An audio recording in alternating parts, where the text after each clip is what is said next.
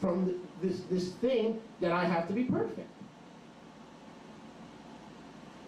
You understand what I'm saying? You got to release yourself from that.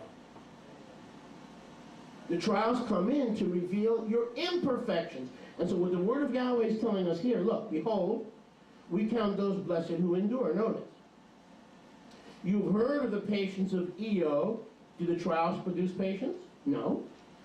The trials work in his life the patience Job would need until he received, notice, the full pity, the full rachamim, and the full chesed.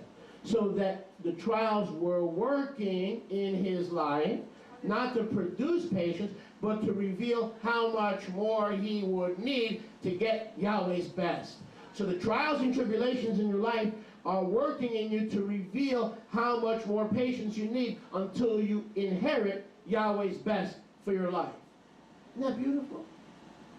Isn't that beautiful? So now we see trials and tribulation differently. We don't see trials and tribulations as being sent from Yahweh to punish us, but we see it as Yahweh is kind of like setting us up to deliver us the full rachamim and the full mercy and the fullness of what he wants in our life. Hallelujah. You've got to release yourself from this idea that every decision has to be perfect. Every decision, every eye has to be done. That's not how you walk in Yahweh. That's not how you walk by faith. When you walk by faith, some things you don't have answers for. Baruch Hashem Yahweh. I said Baruch Hashem Yahweh. Repeatedly, the Brit Chadashah admonishes us to be patient for the return of Mashiach. This is mentioned in Yaakov. We know that Yeshua is returning, but we still need to be patient. That's why the rapture is such a demonic doctrine. It teaches impatience. In a moment, in the twinkling of an eye, everybody will fly away. And Amy Grant's going to be driving the bus. It teaches impatience, right? And if instead of teaching patience, it's teaching impatience. So they're so impatient to go to be with Yahweh that all the character that he wants to build in their life now, they're missing it because they believe at any moment in the imminent return. Read my lips. We do not believe in the imminent return. We believe in the soon return of Yeshua, but we reject the doctrine of imminency. Imminency means there are no signs, there are no prophetic signs that need to be fulfilled. He could come tonight, he can come this afternoon, he can come at any moment. His return is imminent. Baloney. The temple has to be rebuilt. Elijah has to come. The great apostasy and falling away from the faith once for all delivered to the saints. All these signs and many more, the Islamic anti-Mashiach has to be revealed. All these things have to be revealed. Then the end will come. And so we reject the doctrine of imminency. We accept the doctrine of the expectancy. We are expectant for Mashiach to return. And so the reason the rapture doctrine is so hellish, it bypasses the work of Yahweh in your life and gives you some hope that you're going to jump all those trials that are sent into your life to reveal our lack of patience for ourselves and our lack of patience for others. Think about that. I want you, if you learn nothing else today, I want you to flee the demon of perfectionism. Who told you that every decision, every choice you make has to be perfect? That's not of Yahweh. Not of Yahweh. Yahweh gives you room to fail. Amen? That's the good news. You could fail and he still loves you. You could fail and he still picks you up. You could fail and he still embraces you. You could fail and he said, how many times I have failed in my calling? It would take Noah's Ark to fill all the manuscripts of all the mistakes and fallings and shortcomings that I've made. But hey, last time I checked, July 29, still using me. I'm not taking a walk. I tell my rabbis and other pastors that I teach and train, I said, if you think you're a leader and you turn around and no one's following you, you're just taking a long walk. But apparently there are some people that are being built up and being fed. Made my share of mistakes. I've learned to be patient with myself. You know, the religious mindset is, hey, you can't take a week off. You're the rabbi. This is your sheep. This is your flock. You can't take a week off. You can't take a vacation because everybody's depending on you.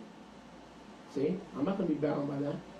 If I need time off, read my lips. I will take time off, and it doesn't make me any less committed to the sheep.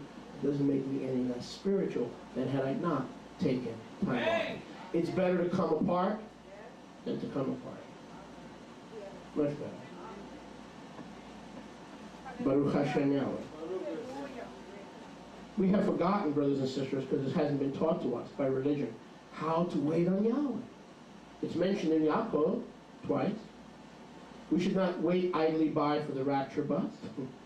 Instead, our waiting should be in service and love. So the rapture, or the doctrine of imminency, says Yeshua can come. His return is imminent. He can come tomorrow. That means I shouldn't plan, I shouldn't serve, I shouldn't build, I shouldn't touch lives, I shouldn't actively redeem the time, knowing that the days are evil. I should not actively redeem the time. I should just be waiting to fly away, because after all, it could come tonight. What does that do to the orphan and the widows and the drug addicts and the homeless? They don't get much help. If everybody had that mindset, that we're all going to fly away tonight. Baruch Hashem Yahweh. This is one of your favorite verses. Go with me to Yeshayahu 40:31. Is anyone enjoying? Other than Beltran. Is anyone else? Shaul's on board. Yeshayahu 40:31. Yeshayahu 40:31. I can quote it by heart, but I want to try to look scholarly to turn there. So I'll try to look scholarly.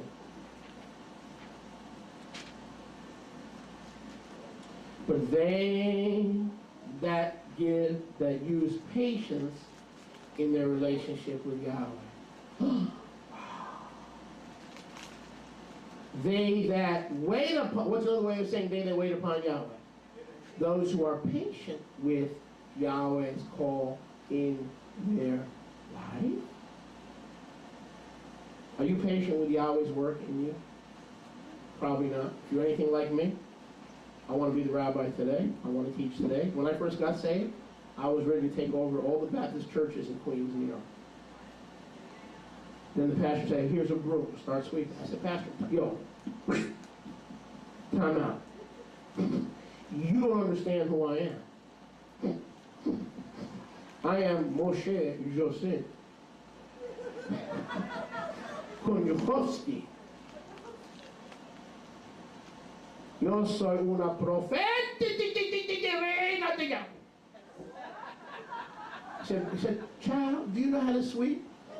No. Oh, we do need some diapers changed in the nursery. Can you start today or next week? What? I don't even know how to change a diaper. This is BN. Before Nina. I didn't even know how to change a diaper.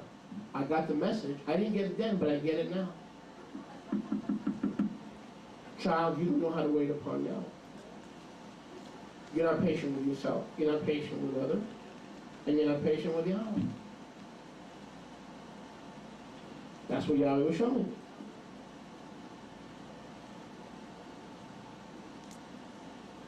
Boy, I've been waiting 80 years. That's right. Join the club. Meet Moshe Rabbeinu.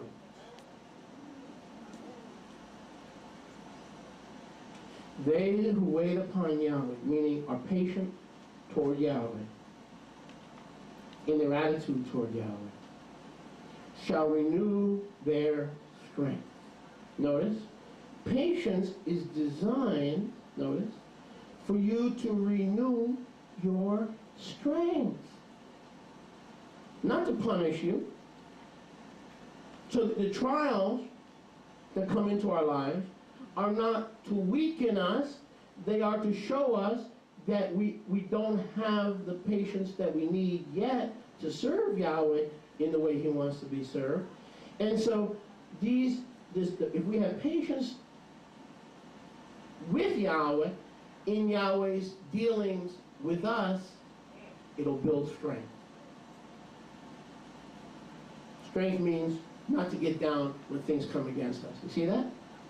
So patience, trials don't produce patience, but patience produces the character of Yeshua by having our strength renewed, notice,